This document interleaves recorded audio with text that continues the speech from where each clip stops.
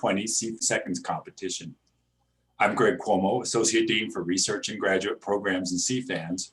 As you know, that's the College of Food, Agricultural, and Natural Resource Sciences.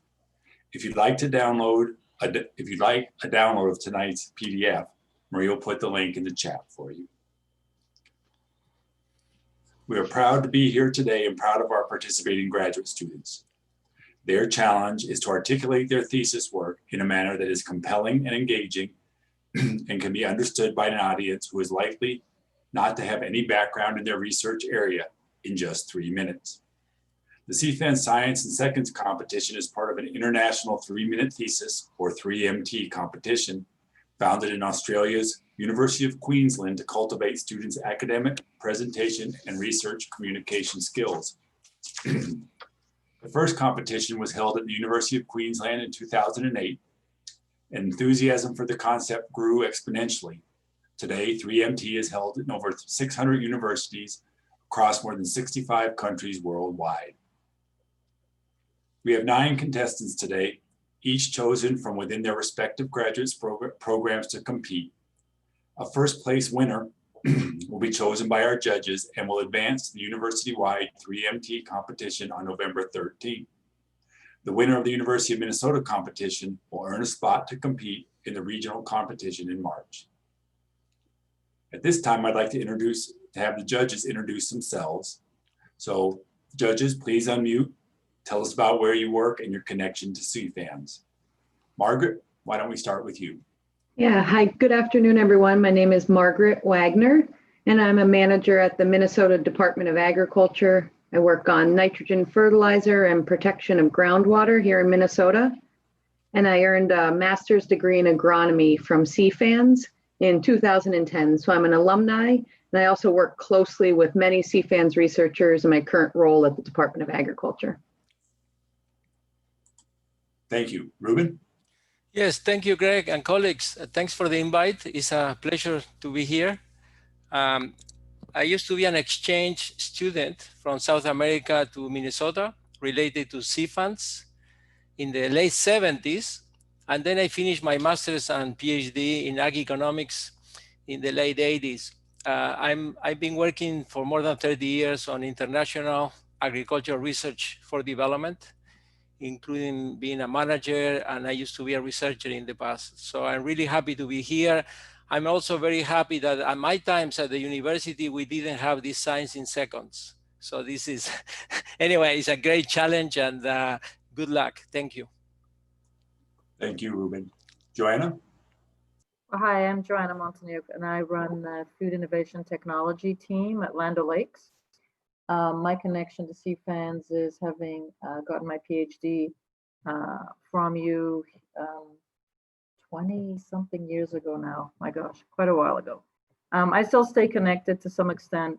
We try to stay connected with the university, and I would say, as someone from the industry, your ability to explain something complex, scientific in nature in 3 minutes will serve you quite well in the industry to be able to translate really, really quickly what it is that you're doing that has depth, but why it's important is a critical skill set. So I'm very excited to be here.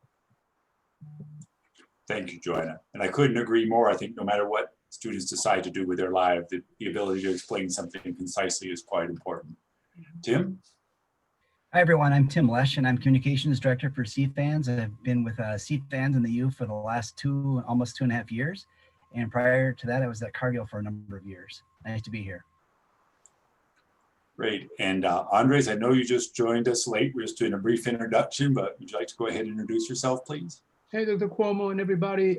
Sorry, I am late. I am the coordinator in the grad student seminar in my department, so I just need to leave. I needed to leave some things ready for our guest speaker. But yeah, thank you for having me today as a judge here. It's my pleasure. I am an assistant professor at the Department of Animal Science. I've been at the university since 2017, and my main area of research is about microbes and microbiomes. So very, very excited to be a judge in this competition today. And I just want to offer my sincere thanks to all of you for offering your time and talent to serve as judges for this event. What I'd like to do now is explain the rules. But before I introduce the contestants, I just want to remind you of them. There is a 3-minute strictly enforced time limit. A timer will announce the beginning and end of your 3 minutes.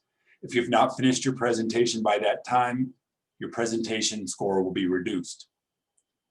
You may use only one slide to aid in your presentation. Your slide may not contain any animations or electronic media. You may not use any props. You may only use one static slide and your spoken words in your presentation. The judges will select the winner based on the 3 criteria. The first is comprehension. Did you clearly explain your research and convey its significance? The second is engagement. Did you make the audience want to know more? And thirdly is communication. Was your research explained clearly in a language appropriate for a non-specialist audience with sufficient eye contact and a good pace? The decision of the judges is final. The first place winner selected by the judges will receive a $500 scholarship and an opportunity to advance to the university-wide competition on November 13th. Everyone in the audience is also encouraged to vote.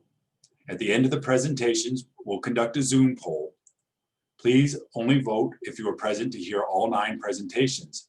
Vote for the one participant you think did the best job articulating their research thesis.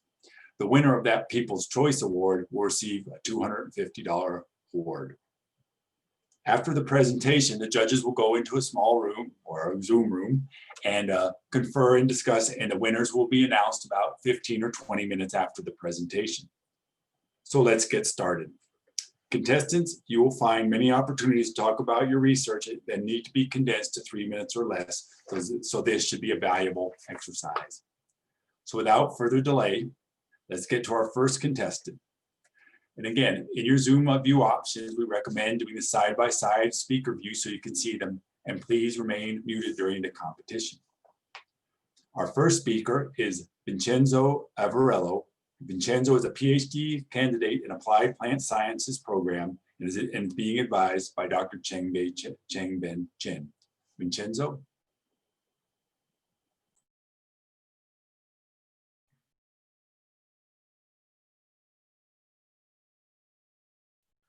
So I want to talk to you about 2 things you're probably very familiar with, which are both vitamin D and tomatoes. Now, we care about vitamin D because it's important for several health issues, most importantly, bone health, but also it has been connected to several cancers. And as well, a lot of you are probably starting to think about that time of year where you get a little kind of groggy in your day and you start taking your vitamin D supplements. So about 30% of all adults in the US take those vitamin D supplements, and this number will increase as age increase, as people get older.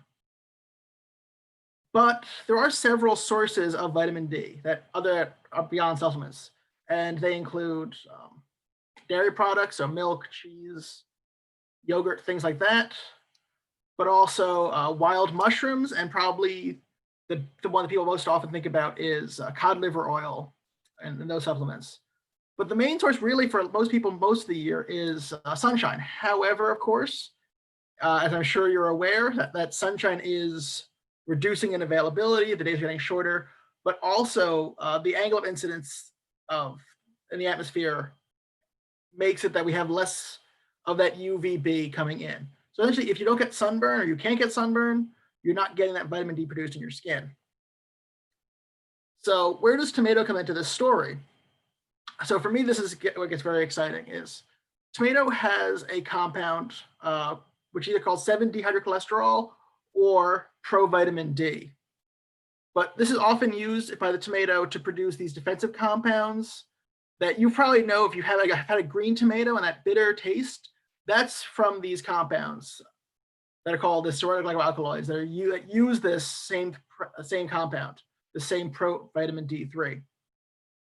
However, using gene editing, so CRISPR-Cas9, which is sort of been in the news recently because of the Nobel Prize Awards, we are hoping to knock out this gene and build up this precursor, and then sort of just through simple sun exposure, we're hoping that we can produce the first plant food product that would have a source of dietary vitamin D. and to sort of create a new tool in our toolbox for fighting vitamin D deficiency and sort of improving people's health through a vegetable product that is commonly consumed. Tomato is the #2 consumed vegetable in the world, and we hope that this could, again, really be a big way to help people in their diet. Thank you for your time.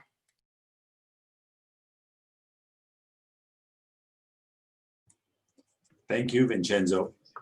Between each presentation, the judges will be going to a breakout room for a few minutes to record their ratings and comments and confer with one another. Please stay with us, and the next contestant will be up in just a few minutes.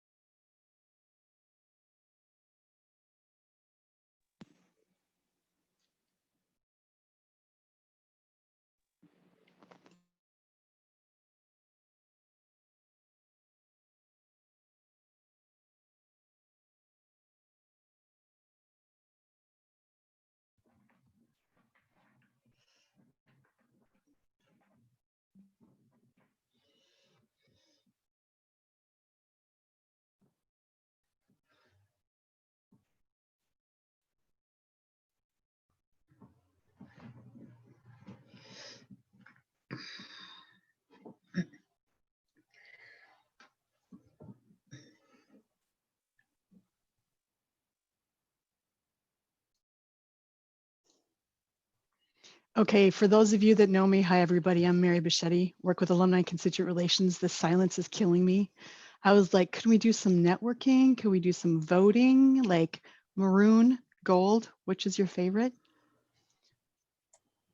I think we can leave you in charge of breaks then, Mary. It's all yours.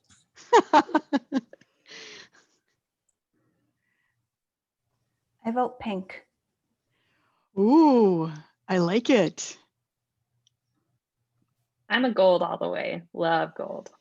All right, I've got a pink and a gold. I like maroon.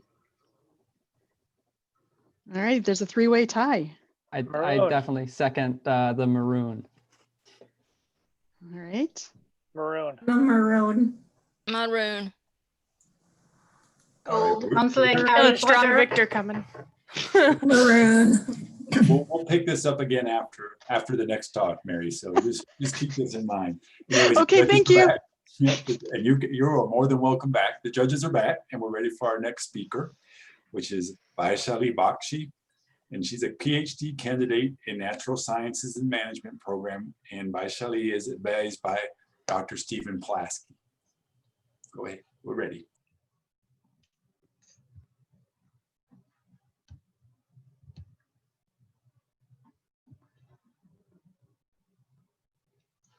Hello everyone, I'm Shelley, and I'm happy to present to you my dissertation on climate change, forest and outdoor recreation in northern Minnesota. Climate change is driving a compositional shift in forests globally, but boreal regions such as northern Minnesota are especially vulnerable to this change, leading to the gradual replacement of northern species like pines, spruces, and firs by temperate and grassland species such as oaks, maples, and cottonwoods by the end of the century, as is shown in these current and future maps of Minnesota. Boreal regions and therefore northern Minnesota also support a variety of unique natural habitats and wildlife, which makes outdoor recreation a key economic driver for the region. Now, outdoor recreation is also what we call as a forest-based cultural ecosystem service, which means it provides benefits from nature, including non-material benefits. 69% of Minnesotans enjoy outdoor recreation compared to the national average of 54%, which means that it is both culturally and economically important for Minnesota. Yet, the links between climate change, forest composition change, and outdoor recreation have not received due attention in prior research, and is the subject of my dissertation, as is shown in this conceptual diagram. As you see, I have also included deer in the diagram, and that's because current research shows that deer is an important driver of the climate-forest composition link. My dissertation provides an approach to evaluate the impact of climate-induced forest composition change on outdoor recreation, incorporating the effect of deer by answering the following research questions. So how does forest composition affect recreation? How does this effect change in the presence of outside drivers like climate change and deer? And how will outdoor recreation change in the future because of all these effects? I answer these questions using a combination of spatial analysis and mainly econometric modeling, using panel data models and structural equation models, and using a variety of region-specific data to evaluate these relationships. My key results currently are that indeed there's a strong direct relationship between forest composition and recreation, that deer explains a part of all of these relationships, a small but distinct part, and that there will be key declines in recreation categories because of all these effects in the future, like deer hunting and skiing will decrease. So I hope that my research contributes to the valuation literature on cultural ecosystem services while informing Minnesota's climate change strategies. Thank you. Thank you, Shelley. Judges?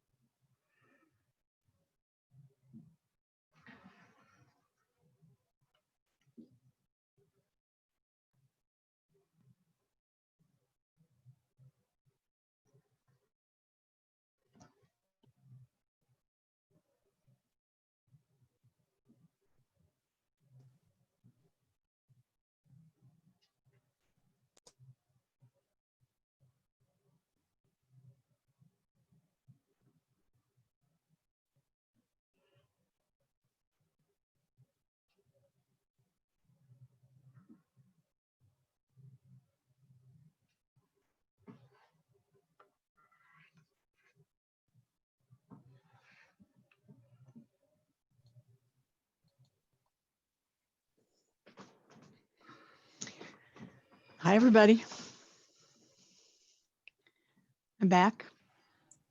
What do you have to ask everybody now, Marie? I mean, Mary. Well, I was going to, where are you, Greg? I don't see you. I hear you, but I don't see you.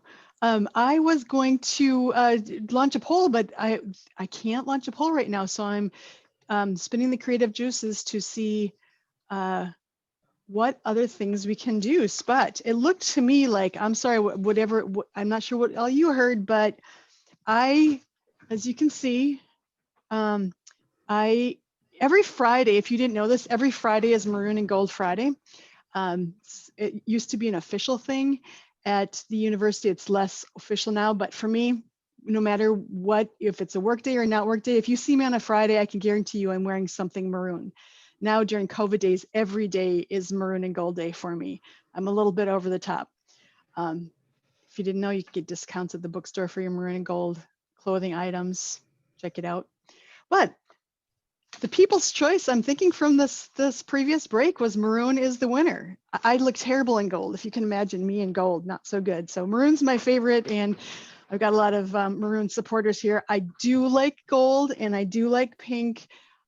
So thank you all for participating. And before the next session, I'm coming up with a new idea for you. It doesn't involve a poll.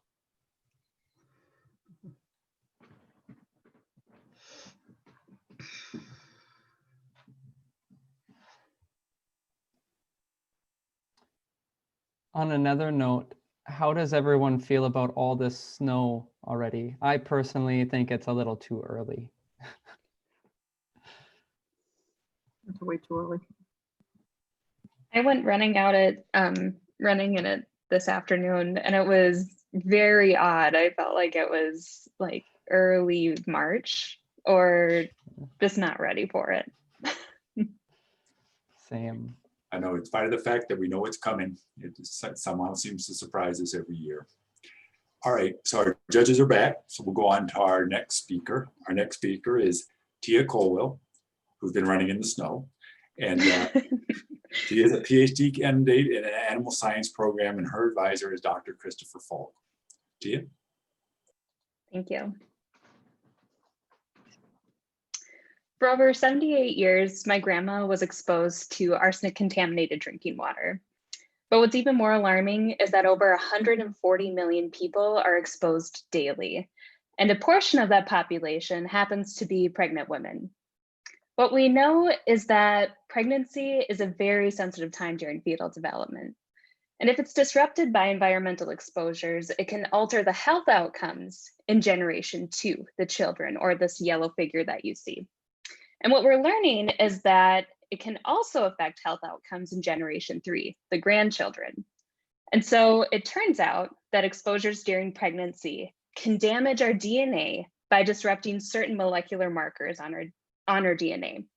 And what's interesting is that this damage isn't seen until adulthood, and it's passed down from generation to generation. And so the damage to the DNA is always remembered and it's never forgotten. And so what our lab focuses on is how exposures during pregnancy can cause late onset diseases in adulthood, like cardiovascular disease, cancer, type 2 diabetes, and obesity. And so by using one of the largest known global exposures, arsenic contamination, we want to understand how arsenic contributes to adult diseases and to understand where this molecular scarring is occurring on the DNA. So then we can start to correlate this disease state to where the damage is on the DNA is located. So to explore this question, I'm using a mouse model. I exposed mice to arsenic during pregnancy, and I measured disease outcomes such as diabetes and obesity in generation 2, the children or the children mice, and generation 3, the grandchildren mice. And I'm also identifying where this molecular scarring is occurring by using DNA sequencing. And so currently my results show is that in generation 2, the children, once they reach the human equivalent age of about 35 years old, they start to show hallmarks for type 2 diabetes. But in generation 3, the grandchildren, we're starting to see the onset of disease occurring when they're about 25 years old, of the human equivalent. And so we have yet to explore the molecular markers. And we'll do that in this upcoming year by DNA sequencing. But I want to leave you with this. So next year, as a third generation, or this pink figure above, I will be turning 30. And thankfully, I show no signs of diseases that are associated with arsenic exposure. But what about the other 140 million people? What about their health outcomes? I believe my research will highlight the urgency for responding to this water and health crisis, and I can contribute to the identification of the detrimental patterning on our DNA to start creating technologies and interventions to protect the health outcomes in not only generation 2, but also generation 3. Thank you, Dia. Thank you.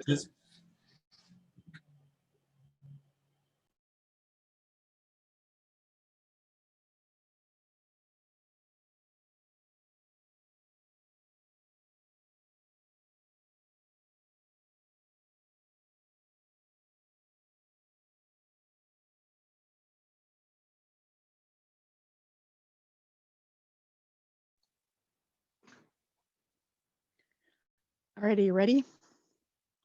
LinkedIn, yes or no? So, no. Yes. Any yeses out there? Yeah, why not? Yes. Yes to LinkedIn. Yep. Yes. I mean, I have one, but I don't like actively use it. So I'm I going like to help ResearchGate more. I think that, yeah, I hear that from researchers. That makes sense. And well, you know, like I like to try everything. So I have an account on ResearchGate. I can't put anything on there, but I get notifications when other people do. And if you're from Europe, any Europeans here, they've got something called, it's XING, Sing, Crossing. I've got an account there and I have one connection. But LinkedIn is my go-to, and I'm going to dispel a myth. And Marie, you have to give me a heads up, or Greg, you're on my next screen here when they're coming back. But people say, like my husband, who happens to work at the U in IT, he says, I don't need a LinkedIn. I'm not looking for a job. And so if you haven't heard this before, Mari Ruddy is a tremendous career counselor here at the U, and she's got some great articles about how to enhance your LinkedIn profile. And if you want them, I'll send me a chat or a note and I will pass them on to you. But she calls LinkedIn your personal brand. It's like how many, if you know you're going to meet somebody, how many of you Google them and look at their LinkedIn profile, try to figure out how to look at it without them knowing that you're looking at it, maybe. But I use it daily, and there's a notification tool. So like if somebody gets a new job, or if somebody is doing something, has a birthday, it's a great way for me in my role in Alumni Constituent Relations to keep in touch with them. And if you're a woo or an extrovert, it's a fun thing to use. And you know, I'm just going to put the resources in here for all of you. So in case there's some, you might find some value in it.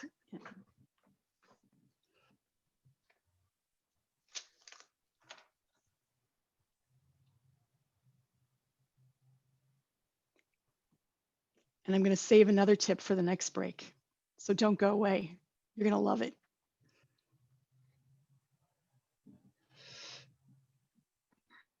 I agree with you, Mary. It's really a networking tool, it's not just finding a job. I really use it a lot too. And another thing that people have said is that you don't want to be building your network at the moment that you need it. It's nice to build your connections with people before that time comes, so that it's not like you're reaching it out and desperate for a connection or support. So building that network early can be really valuable. I thought they were back. Yeah, I think we're back. Thanks, Mary. All right, our next presenter is Austin Leon. Austin's a PhD student in the plant pathology program and is advised by Dr. Ashok Chanda. Austin?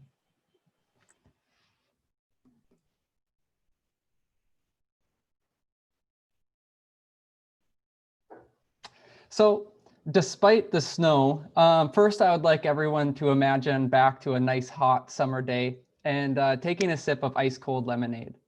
But now imagine there wasn't any sugar. My point being is that a sweet life is a good life, but there are many challenges when producing sugar. So for context, more than half of the US sugar is sourced from sugar beets that are grown mostly in temperate regions compared to the subtropical sugarcane. And in Minnesota and North Dakota alone, one disease on this one crop has caused an estimated loss of $100 million in the last 5 years. So the disease Cercospora leaf spot caused by the fungus Cercospora viticula continues to be a challenge for sugar beet growers. And economically speaking, successful management of the disease requires an integrated approach that includes timely and often complex fungicide spray regimens. And however, the availability of the effective fungicide options is currently at risk. And this is due to Cercospora isolates that are not sensitive to the commonly used fungicides. So now a recommended practice is to combine different fungicides for one application, or tank mixing. So although the expected outcome would be to improve Cercospora leaf spot disease control and therefore maximize yield and quality, negative interactions have been observed in the past when fungicides are mixed. So the objective of my project is to identify these interactions in order to know which combinations are best and which ones to avoid, which is necessary for future recommendations regarding effective fungicide management strategies. So to carry out this project, we applied fungicide combinations in a field setting and assess root yield and quality at the end of the season. But for consistent evaluation of disease severity and relative control, I systematically collected, photographed, and analyzed hundreds of leaves with computer software on a weekly basis. In addition, I also plan on conducting assays in the lab to gain further insights. But the overall goal of this objective is not to add another tool to the grower's toolbox, but to polish and sharpen the tools they already have. And ultimately, sharper tools means less disease, which means we are all provided with quality, reasonably priced sugar for your summer lemonade, to your holiday baked goods, or your daily coffee. Thank you. Thank you, Austin. Judges?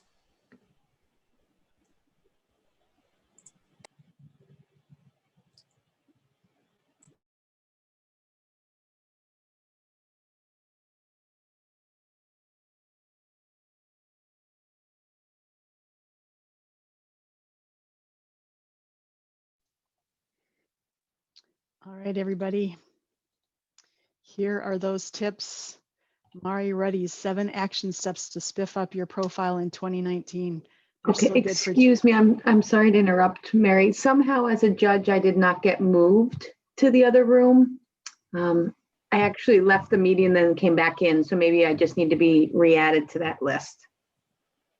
Well, thank And you, that's Mark. okay. Yeah, you're welcome. For now, I can just sit tight, but just so I get back on that list. Thank you. Thank you. Yep. All right, Mary, 7 tips.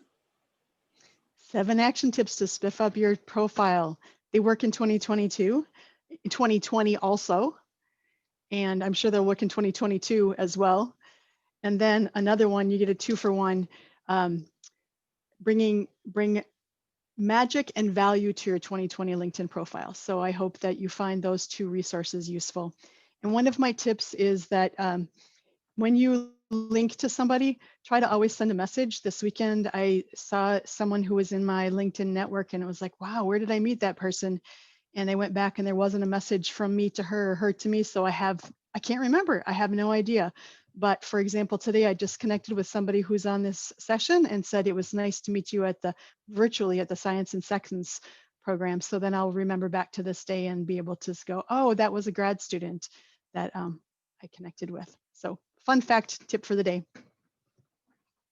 Anybody else have any favorite LinkedIn tips?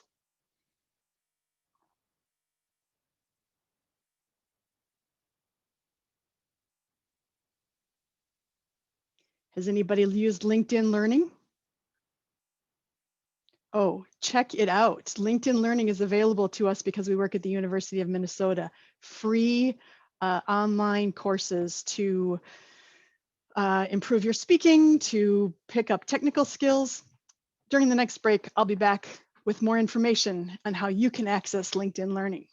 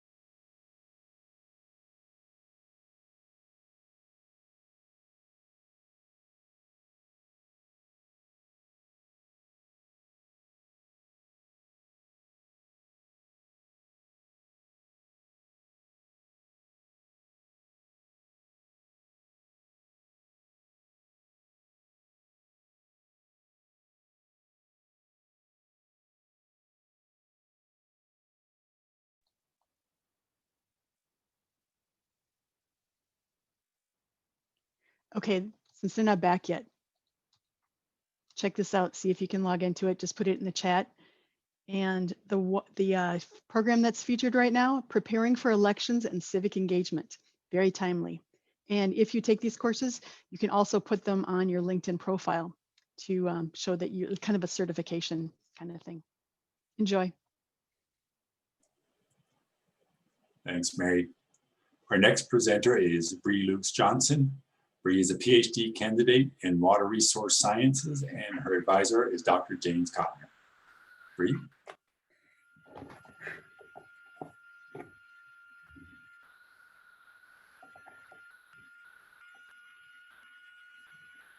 So I'm here to talk to you about excess nutrients in our lakes in Minnesota.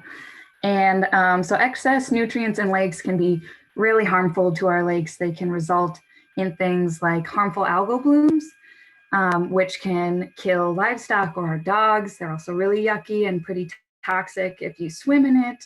They can lead to fish kills and choke out a bunch of different types of biodiversity, which is really important for our recreational use of lakes, and just like a whole lot of yuck. So these excess nutrients are bad.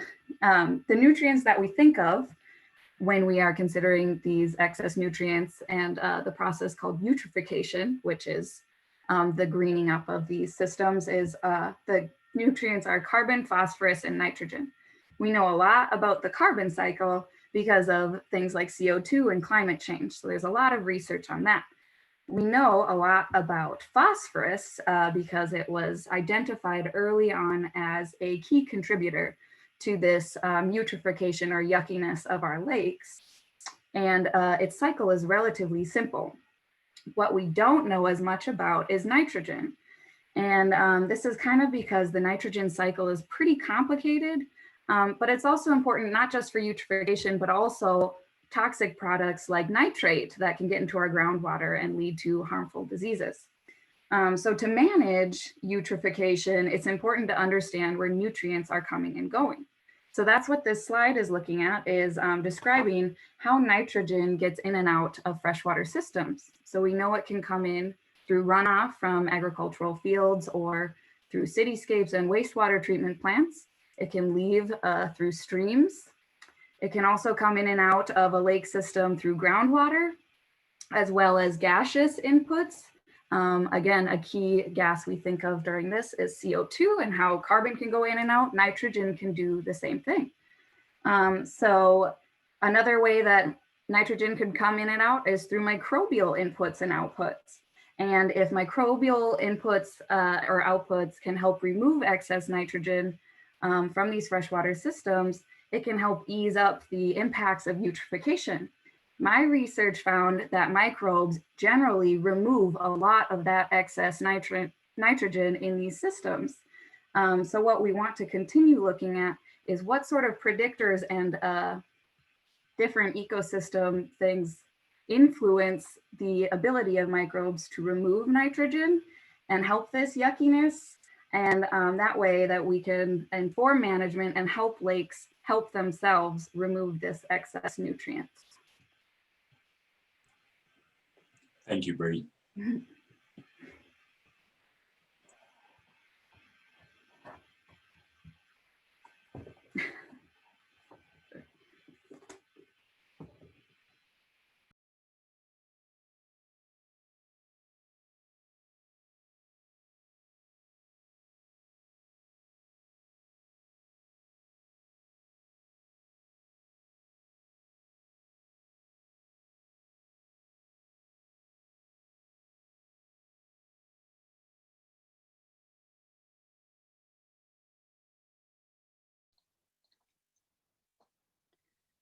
So can I just say, you grad students who took up this challenge, you are amazing. I just really appreciate what you're able to do in 180 seconds. Is that what it is that you have? So I'm going back to the maroon and gold theme. How many of you are familiar with the Maroon and Gold network? No, haven't heard of it? All right, maybe you have heard of it. Cool. So the Maroon and Gold network and I'm going to share the student version and the alumni version here, is a network that's created by the U of M Alumni Association to support students and alumni in their networking. It's sort of like LinkedIn, but LinkedIn specifically for the U of M. So if you're looking for a job, you're looking for some tips, you want to help others, you can sign up to be a part of the Maroon and Gold network. And what's nice about that is if you go out to LinkedIn, you may find somebody and think, oh, I would really like to connect with them. Maybe they could help me, but you don't know if they're open to it or not if you don't know them. In the Maroon and Gold network, they've already said, these are the ways that I would be willing to be helpful. Relocating is a great one, I think, particularly for grad students, if you might be relocating after graduation. So check out the Maroon and Gold network, and here is the alumni page. And one of the things that I'm kind of proud of, and I kind of am geeky, is, and I don't know if this will translate to you, I am the #1 recruiter because I think it's a really valuable resource on the Maroon and Gold network. So if you go to this page, if you have an account, you may be able to see that Mary Bichetti has recruited 34 people to the Maroon and Gold network. In fact, what I'm going to do is I'm going to add my personal link so that if you join, I get credit for it. And I would love somebody else to join me. The next person is 12, and after that is 3. So come on, let's get the Maroon and Gold network out there to our CFANS U of M friends. And here's my personal link so that if you sign up through that link, you'll increase my numbers. But that's not why I'm sharing with you. I'm sharing it with you because it's an awesome resource.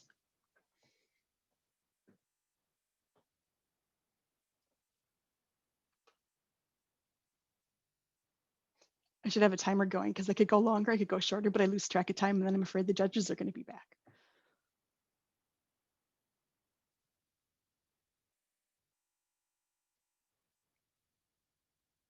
So did you all hear what Ruben Echeverria said? That he was a farm kid in Minnesota? Did you catch that? Judge Ruben? He came as an exchange student from Uruguay and worked on a dairy farm when he was in college. Hey, Mary, be careful. I'm listening. Oh, you're back. Oh, no. I'm so here proud. because of you. Thank you. Thank you for the invite. Anyway. Thank you for accepting. Good to see you. Good to see you. Busted. Yeah, it's hard as hell when they're coming back. Okay, our next speaker is Persephone Ma. Persephone is a PhD candidate in Land and Atmospheric Sciences program and is advised by Dr. Carl Rosen. Persephone?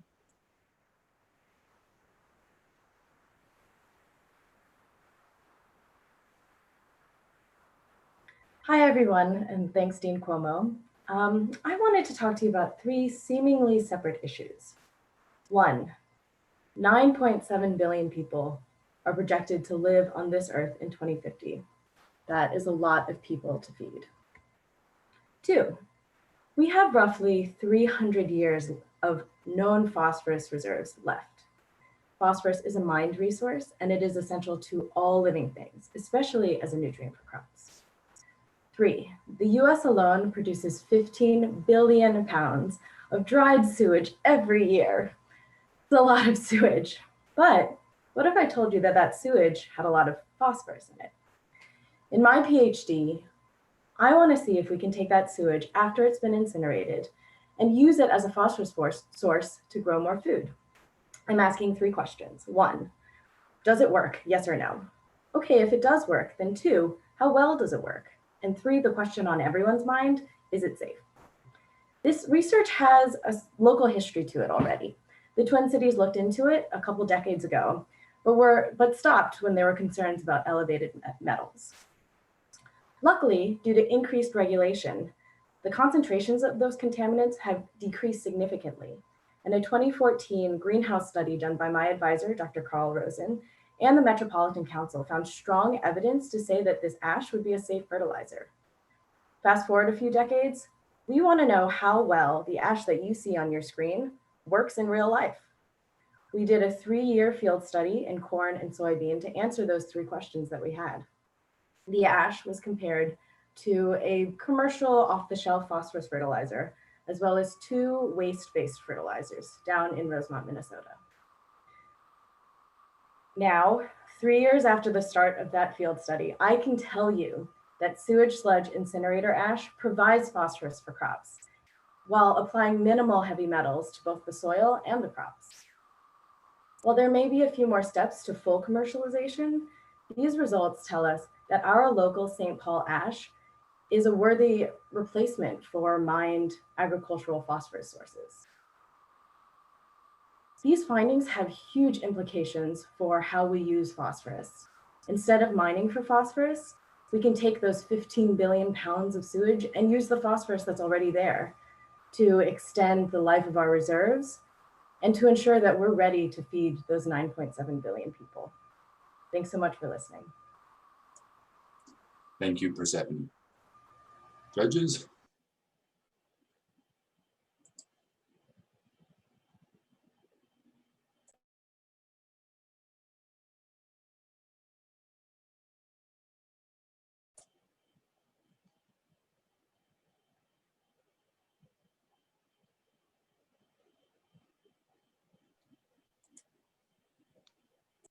Are you ready for another resource?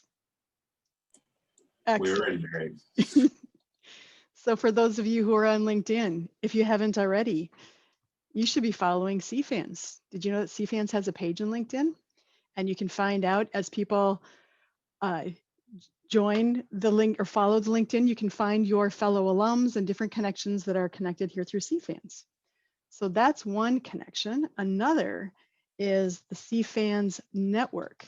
And the CFANS network is a space that's intended to facilitate communications among the worldwide network of alumni, friends, faculty, staff, and students at the University of Minnesota's College of Food, Ag, and Natural Resource Sciences. So consider joining this group. There's a little interaction. We hope to have more interaction so that it will continue to add value to everyone that's in the CFANS community. There are currently 3,200 members, and I would love to see it be even more after today. And if you haven't already, there are networks for almost anything that you're interested in on LinkedIn, worldwide networks. So check it out. Worldwide groups and pages. Anybody have a favorite one that they love to follow?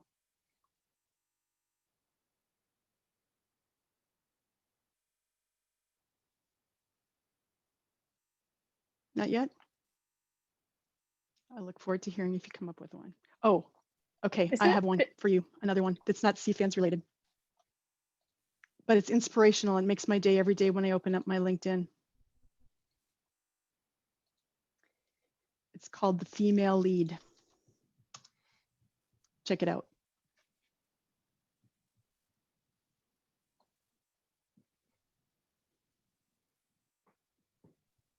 Mary, you open up your LinkedIn every day? Oh yeah. Is that true? It's true. Yeah. And to be honest with you, it's usually on my phone. I use my phone app more than I use my desktop app or desktop version. You know, I wish it's a great habit to have. I wish my habit was it Tia that was running? I wish I had a habit of running, but I do have a LinkedIn habit. So I can. Yeah. I think both habits are good habits to have. Thank you, Tia. I was gonna say I love the CFANS Instagram. That's my favorite. I love getting the little updates, and especially the what was it? It was the apple varieties. That was super sweet. I love that. I'm really glad you brought that up. In case people aren't following CFANS on Twitter and Instagram, we're going to make that very easy for you to do today. That may be the information in the next break. Thank you, Tia.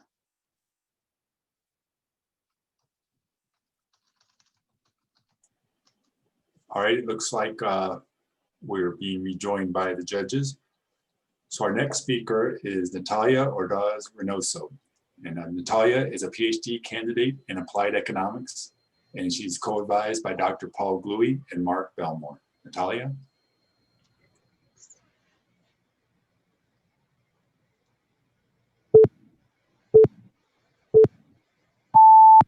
As you know, women face important trade-offs between work and family. Female labor force participation has increased in the last century, but women still face various barriers, such as lower salaries, glass ceilings, or sticky floors. Maternity leave policies were first implemented as a means to provide protection from discrimination, specifically job protection for expecting mothers. Economists and other social scientists have studied labor market effects of maternity leave policies, in particular, women's participation in the labor force, women's earnings, and the gender wage gap. However, we have not yet studied the effects of these policies on women's schooling decisions. But if women expect that these policies will change how much they will work, then their chosen level of schooling may also change. After all, women make schooling choices as a form of investment, paying tuition and spending time at a point in their lives, expecting to receive a higher income later on. So the question I answer in my thesis is, do paid maternity leave policies influence women's college enrollment decisions? And the mechanism would be as follows.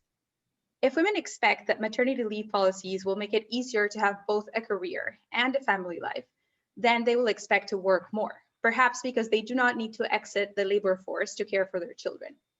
If women expect to work more or for longer, then going to college is more profitable because they will earn a higher income over a longer period of time.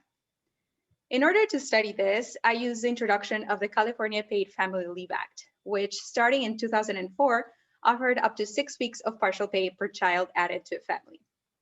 I implement a synthetic control method, which constructs a counterfactual to the state of California as a weighted average of other states. This synthetic California is built to replicate California's college enrollment rate before the implementation of the policy.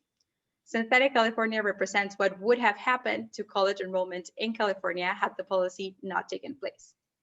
Once we construct the synthetic California, we measure the effect of the policy as a difference between college enrollment rate in California and its synthetic counterpart after the policy. So as you can see in this graph, the method identifies a positive effect of the policy in college enrollment rates. The dashed line represents synthetic California, while the solid line shows the actual trend of college enrollment rates in the state. The vertical dotted line represents the first cohort of women who made their college enrollment decisions with the policy in place.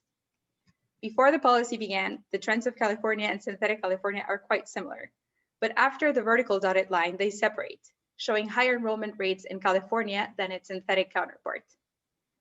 These results show that women are more likely to enroll in college as a result of this policy, which suggests that women believe that paid maternity leave policies will make it easier to have both a career and family life. These findings are relevant for policymakers because it allows us to better account for the effects of paid maternity leave policies. Furthermore, they show that women's schooling decisions are constrained. Thank you. Thank you, Natalia.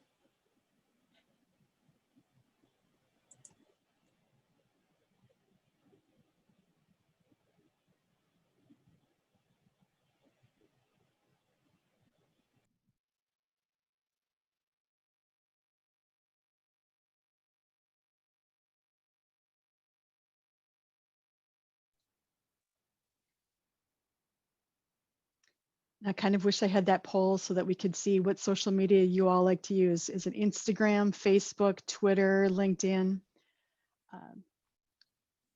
I've heard that Facebook, at least my kids tell me it's just for old people. I don't know if that's true, but I still like my Facebook.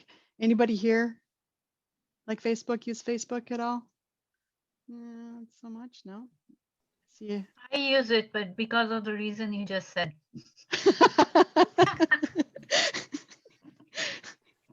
I love it. And Twitter. How many use Twitter? Yeah, got a couple there. I have a system. My Facebook's for family, my Instagram's for friends, and my Twitter's for connecting with colleagues. I love it. I like how you've kind of divided it up. That's a really nice way to keep track of it.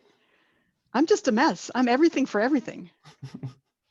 But I would say that Instagram, or not Instagram, Twitter, I see a lot political news, business. If any, the plant path folks, I'm sure if you aren't already following Jim Bradeen, professor in plant pathology, he's my Twitter hero. So check him out. And then here's Instagram. And I keep forgetting to check that one. I need to be better.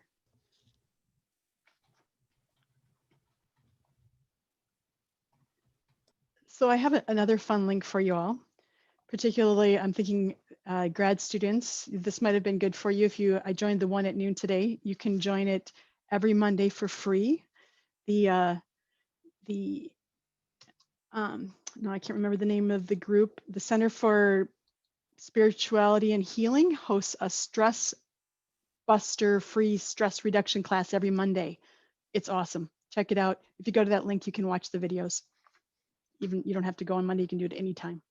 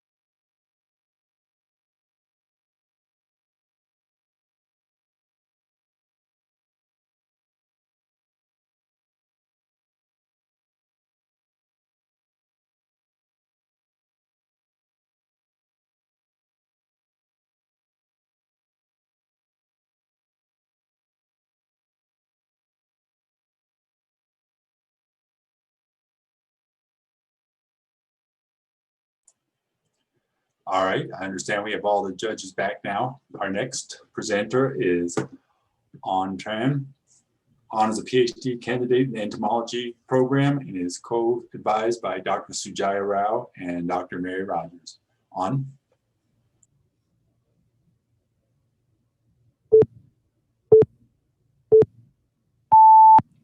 What does this fly have in common with the snowshoe hare, these geese, and the bear? These animals have all developed behavioral and/or physical methods to survive the winter. The snowshoe hare changes its fur color from brown in the summer to white in the winter, a summer and winter form. As temperatures start to cool, many birds like these geese will migrate south for the winter and return north for the summer. And the bear will find a nice spot to overwinter, meaning sleep through the cold. Recent field and lab study showed that spotted winged Drosophila, which is the fly pictured on the left on the fruit, can utilize all three of these methods. However, which one it relies on the most to get through the harsh Minnesota winters remains a mystery. But why should we care how this fly survives the winter? Well, if anyone enjoys eating berries, for example, raspberries, blueberries, or strawberries, you should care a lot because spotted winged Drosophila is ruining these items.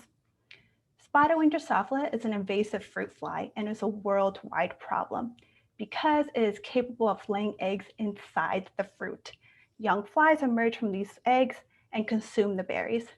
This causes the fruit to deteriorate and negatively impacts the taste and quality. Also, this means you've probably eaten flies-infested food and didn't even know it. Fruit farmers are struggling to manage spotted winged Drosophila, but if we can figure out how spotted winged Drosophila survives the winter, we can create a plan for a fly-free diet. However, how do we figure out what this fly is doing in the winter? It's not very big where you can plant a tracker on it and follow it. Spotted winged Drosophila is only 2 millimeters in length. That is a width of a nickel. This is where my research comes in. We know that the fly changes color in the winter. It's like the hare. It has a summer and winter form. And we expect the winter form might be migrating like the geese or overwintering like the bear. For the past 4 years, I've been going out to a raspberry field with a drone that's carrying a bug net and it's flying in the sky, several hundred feet in the sky, attempting to catch a migrating spotted winged Drosophila, estimating the most optimal time for migration. Simultaneously, I'm matching temperature data to when we first see spotted winged Drosophila activity to predict when they're waking up from their winter slumber. This information will benefit us all because if we know when the fly are migrating or where they're sleeping, farmers can best target the flies and improve management, which means higher quality fruits and us eating less flies.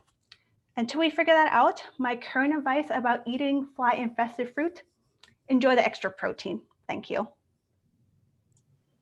Thank you, Ann. Thanks.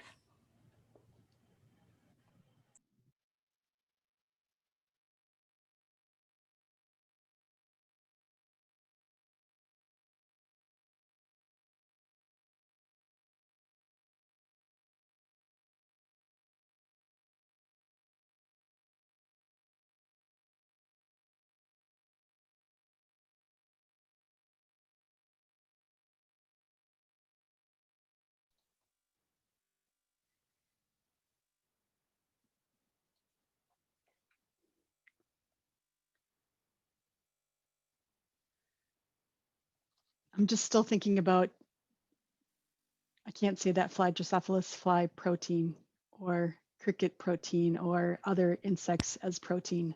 You love it. What's your favorite? Actually, I don't. I thought you were going to say that you should put them in the refrigerator. I don't think I can say anything more, right?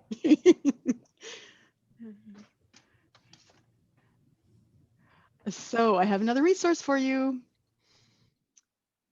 The University of Minnesota Alumni Association. Good news. The Alumni Association changed several years ago, so it doesn't have to be, you don't have to join the association to gain its benefits. And it's not just for alumni, it's for students too. And so I just want to share with you the Alumni Association network page. There are networks by school, CFANS Alumni Society. Hopefully you've all heard about the CFANS mentor program or thought about participating or participated in the past. We're in the process of matching right now. So if you didn't apply this year and you haven't done it yet, think about it for next year. Great professional opportunity. And I know some of you have done it, so you can, if you want, maybe share a word or two about why it was valuable. So by school, by location, there are chapters around the state, around the country, and around the world. I'll have to check to see if Ruben, if there's one in Uruguay, when he's going back home, he can catch up with fellow U of M alums in Uruguay.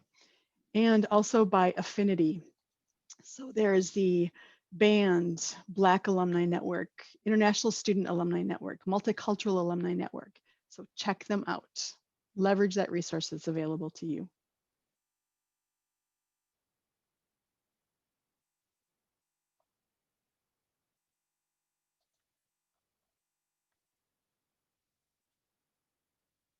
This has been so fun. I think this is the last break.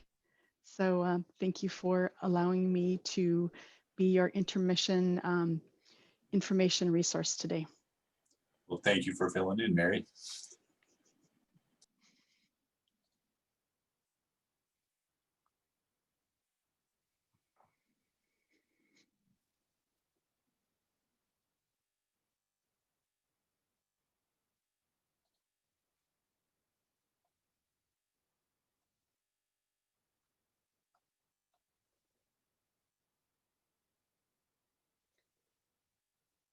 Are they back yet? Yep, they've made it. And as Mary indicated, that was our last break for speakers. So our final contestant today is Mike Verhoeven. And Mike is a PhD candidate in the Conservation Sciences program, and he's being advised by Dr. Daniel Larkin. Mike?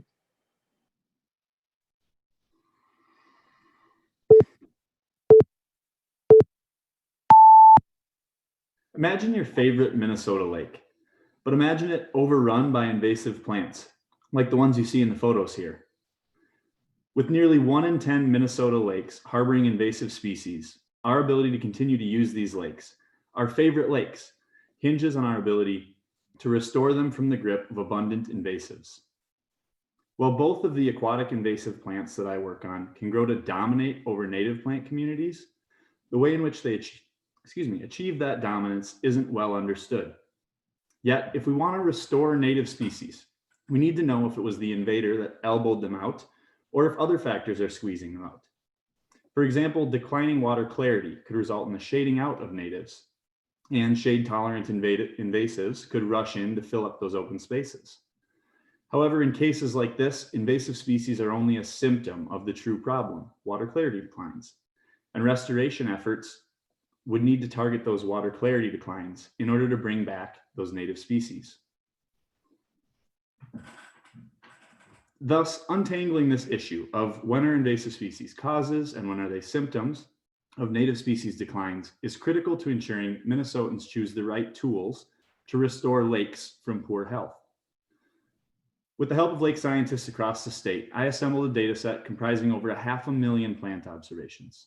We then put those data to work to understand how each species has carved out a spot in the environment to make a living, something we call a niche in ecology. I then compared the niche of each of these invasive species to that of our most common natives to ask if the invaders were elbowing natives out of a niche that they too were trying to use, or alternatively, if the invader had settled into a vacant niche, one not currently occupied by natives. The squiggly plots on the right show you how we compiled this information, these observations, in 3 elements of the niche: light, depth, and growing season.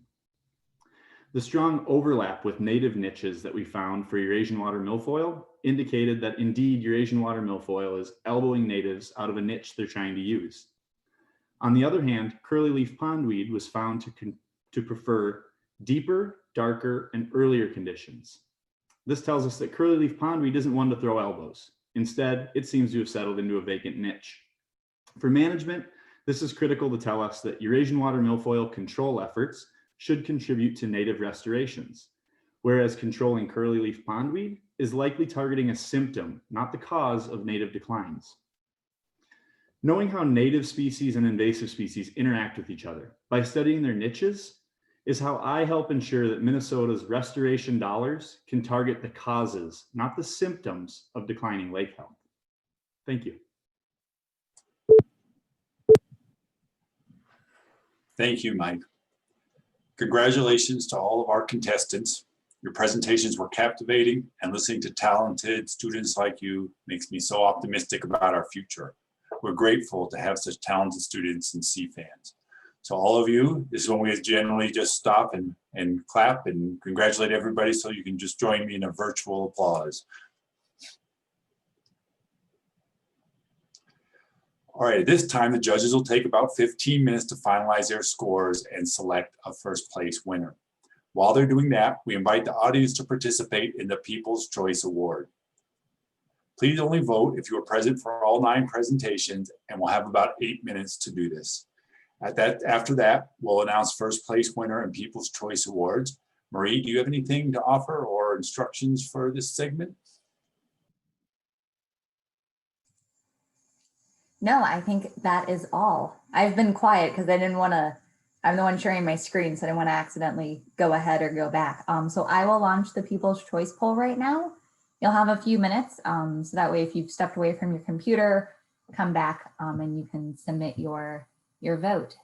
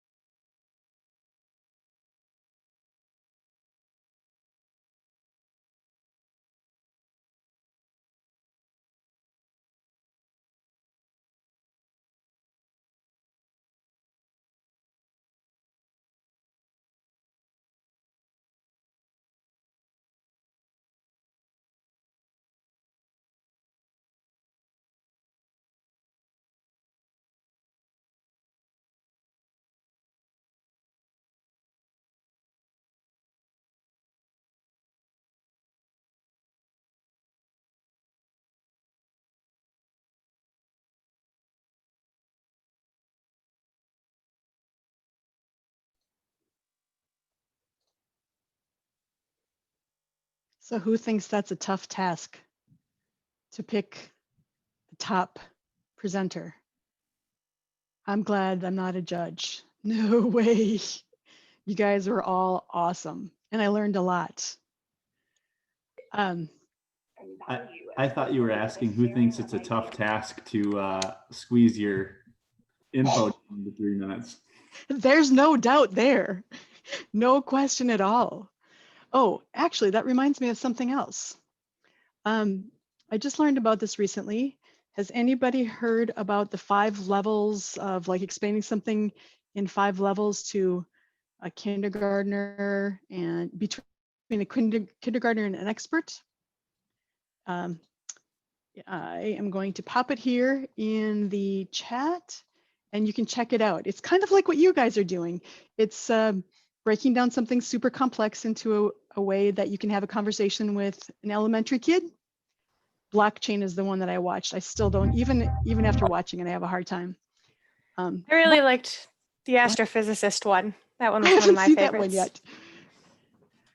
They're like really complex topics and they do a really good job. Like you guys, you did a really awesome job of making it understandable to somebody like me who, no.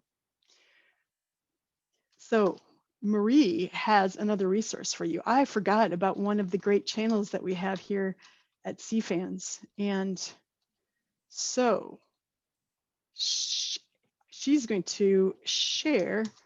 If you want to see more about the cool things that are happening in CFANS, check out our YouTube channel. And now Marie, take it away.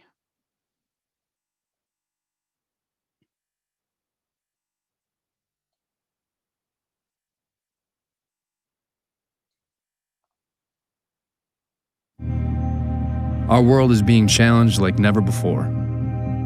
We need to discover new ways to feed a growing population while protecting precious natural resources.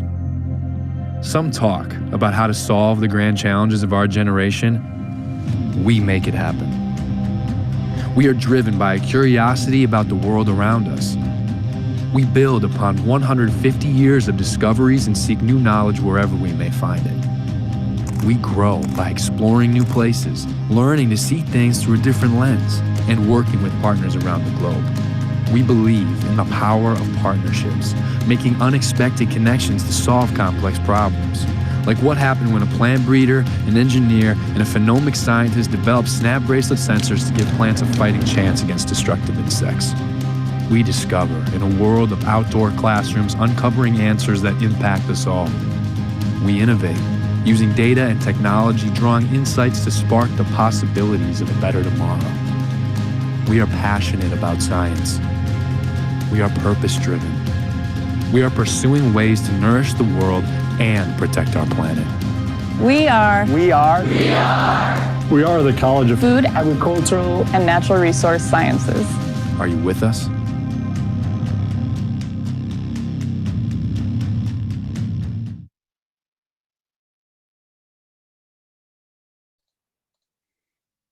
So how many of you seen that video before? No? Greg, that's good. Haven't seen it and it gave me goosebumps. That's Yes, it was awesome. excellent. Very good. I think it's hard to try to describe the college that we're a part of because there's so many different things that we do. And I think that our communications team did an awesome job in putting that together. So.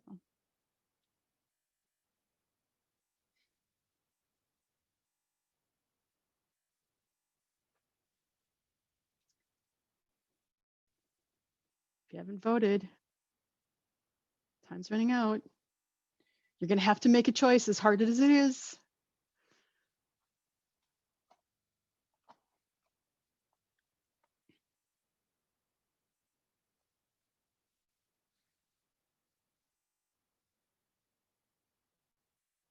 All right, so what's the people's choice today of the intermission resource dump information sharing? What was the favorite thing that you're going to take away that you learned over this last hour and 20 minutes?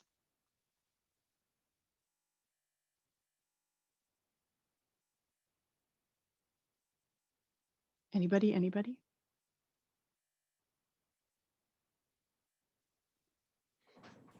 I texted my dad and learned our well has never been tested for arsenic. That's awesome. So we're going to get that done. Yeah, it was really alarming looking at other populations in Minnesota and realizing, oh my God, my grandma has been drinking this water for such a long time. So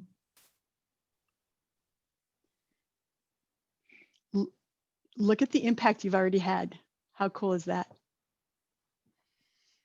I think it's important, Mary, all of the resources you introduced, because I think for me in my PhD program, I'm sort of get lost in the middle of it where I'm a student and I often forget that I really should be planning ahead for those next checkpoints.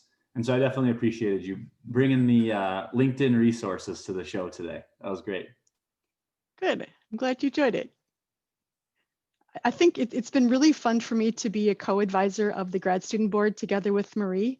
I've been at the U, this month it'll be 24 years in my role in alumni relations, 30 years at the U.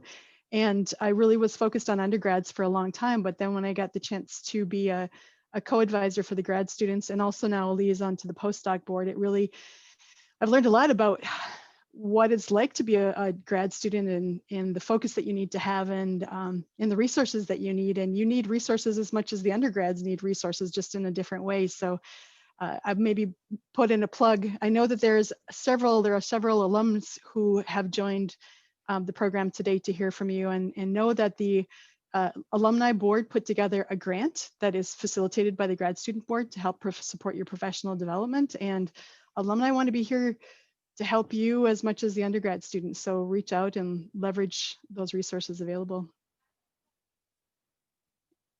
and become part of Mary Bechetti's LinkedIn network. I'm also going to bring back Maroon and Gold Fridays for our lab. Yes! So yes, going to do it. Why not?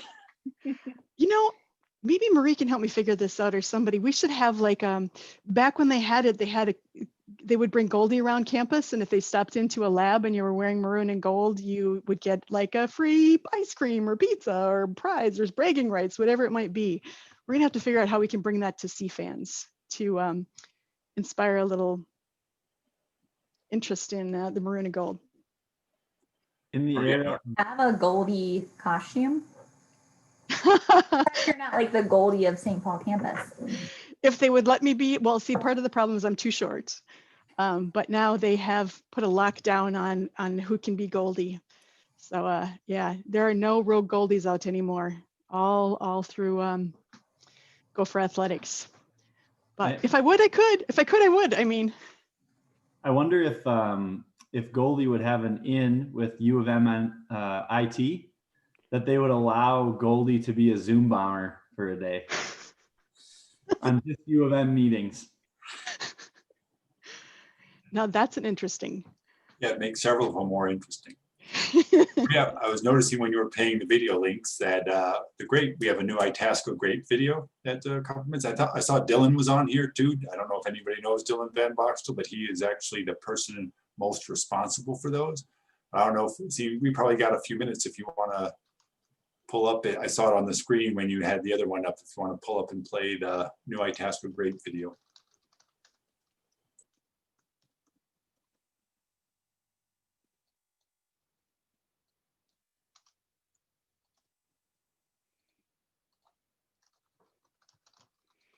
Minnesota really started in earnest in the mid-70s. And along the way, we've come up with some really good grapes, Frontenac, Marquette, and La Crescent. But the latest one, the newest one, is the Itasca grape. And Itasca is really the summit of our efforts to date. Itasca has everything going for it that we need, both as grape growers and as winemakers.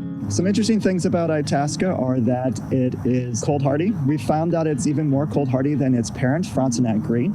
Other things that we've noticed as we've been developing this variety is that it has a lot of disease resistance and insect resistance. It all starts with producing a vine that can produce in our pretty hostile environment in Minnesota. So it all starts at the University of Minnesota. Without that that creation of these type of vines, we don't exist, and we just cannot produce and grow what we need to grow to make a good wine. So they came out with a number of different varieties over the years. Itasca is one that has really developed with a lot of thought to the future and towards what consumers really want to drink. Once we take Itasca into the winery, it has a more moderate level of acidity, a more moderate pH level, and it just smells and tastes great and makes delicious wine. I think as you see more and more winemakers working with this, including myself, the sky's the limit. It's really going to be another one of those game changers. And it is, probably going to produce some of the highest quality whites that we're going to see coming out of the region in the next decade. Grapes are a food of a place, and wines really epitomize that. One of my key goals in this project is to continue to support farmers and rural economies. And the way that we're doing that is developing cold hardy varieties to create new products, to create new markets, and create new ways for the public to engage with agriculture. There's no reason why Minnesota can't be a premier producer of high quality wines, especially with the dedication and the research that we have in our backyard with the University of Minnesota. They're providing the products for us to really engage that industry. I feel that the University of Minnesota and the industry are one. Without the U of M's great production program and literally education system, we can't move forward. So my hope for the industry is to see the university still have a major hand in it to produce new high quality varietals that will excite the public. If we can't have high quality grapes, we're not going to have high quality wineries, and the university is at the core of that.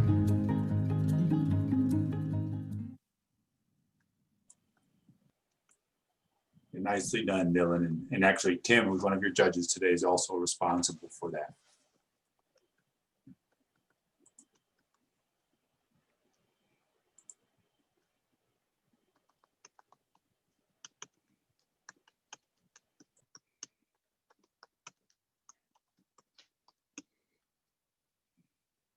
If you haven't had a chance, I encourage you to go to the CFANS YouTube channel. There's all kinds of great videos there featuring some grad students, undergrad students, faculty. Dylan is a rock star, and the communications team.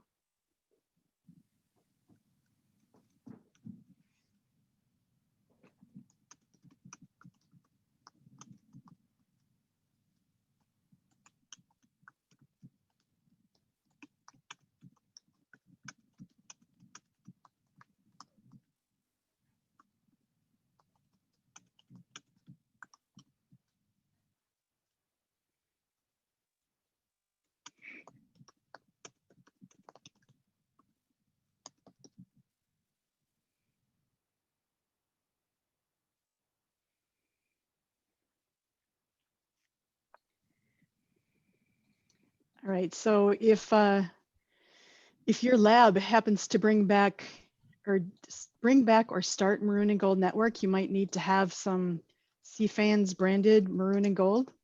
So here's your link to the U of M bookstore where you can get CFANS quarter zips and CFANS long sleeve t-shirts. There you go. My parents also have the CFANS parent sticker.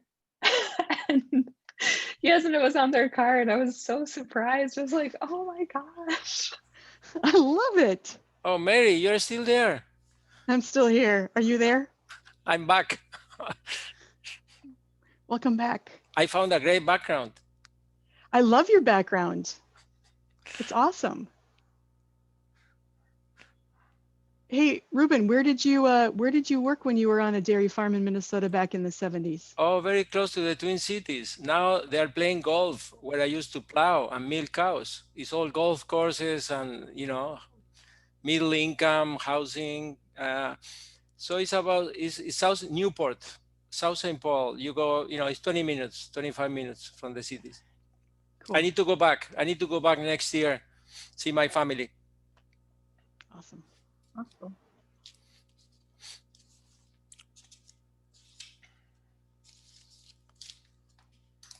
All right. Well, the judges have returned, and the audience votes or talent are already tallied. So we're ready to announce the winners of tonight's competition. Please join me in congratulating the first place winner of the CFANS 2020 Science and Seconds competition, and that is Persephone Ma.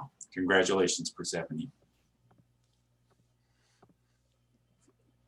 And then the People's Choice Award goes to Bree Lukes Johnson. Congratulations, Bree, for that.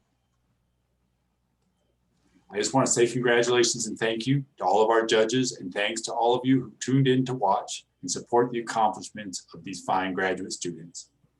Persephone will advance to the university-wide 3-minute thesis competition on Friday, November 13th from 10 to 11:30 a.m. That will also be a virtual event, so please mark your calendars and cheer Persephone on. Thanks again. Thank you to all the graduate students, and have a great evening. Thank you and good luck. Nice job, guys. Great work. Thank you. Great job. Bye-bye. Bye. Good job, everybody. Great work, everyone. Thank you. Thank you to all of our participants and congratulations, Persephone and Bree. Yeah.